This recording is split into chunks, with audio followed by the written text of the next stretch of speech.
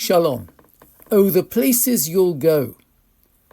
With the holiday season upon us, I'd like to begin by wishing safe travels to everyone who is taking a vacation, whether you're going abroad or staying here in the UK. Our second parashah this week, Maseh, describes the journeys and encampments that the Israelites made during their 40 years in the desert from Egypt to the Promised Land. Surprisingly, despite decades of archaeological research, the identities of the 42 locations remain uncertain. So many questions. We know that the Israelites crossed the Red or Reed Sea, but where exactly did they cross it? We know that the Torah was given on Mount Sinai, but where is that mountain located? Is it in what is known today as the Sinai Desert? The popular identification points to Jabal Musa, Arabic for the Mountain of Moses, where the monastery of Santa Caterina, built in the 6th century by the Emperor Justinian, is located. Eventually, after 40 years, the Israelites end up on the east side of the Jordan, opposite Jericho. At some point in their travels, they must have crossed over from what is today the Sinai Desert and continued to what is now Jordan or Saudi Arabia. A fascinating alternative opinion locates Mount Sinai and the 40 years of wandering not in the Sinai Desert, but in Saudi Arabia.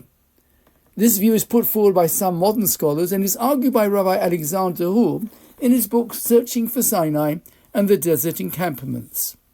He presents extensive evidence from rabbinic sources to support the identification of Mount Sinai with Jabal Harb in Saudi Arabia, and argues that the Israelites wandered not in the Sinai, but in the Arabian desert. Ultimately, we may never know the precise geographical location of these places, and perhaps that's intentional. According to the Baal Shem Tov, the journeys of our ancestors through the wilderness prefigure the journey each one of us makes in our own lives. We all start with the Exodus. The Hebrew word for Egypt, Mitzrayim, is related to Mitzarim, narrow straits or constraints. It alludes to the tight passageway of the womb from which we emerge into the world to begin our journey of life. That journey is filled with exploration, sometimes uncertain, often surprising, always rich with opportunity.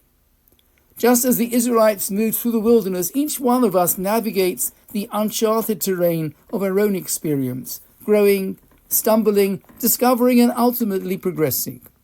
Life indoors isn't always straightforward, but it is purposeful. Every stop along the way can bring us closer to our own promised land, those moments of meaning, fulfillment, and connection that make the journey worthwhile.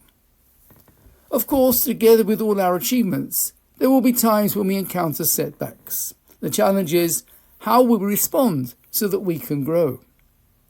May we find the courage to support ourselves and one another as we each strive to travel our best journey and reach our promised land. Shabbat Shalom.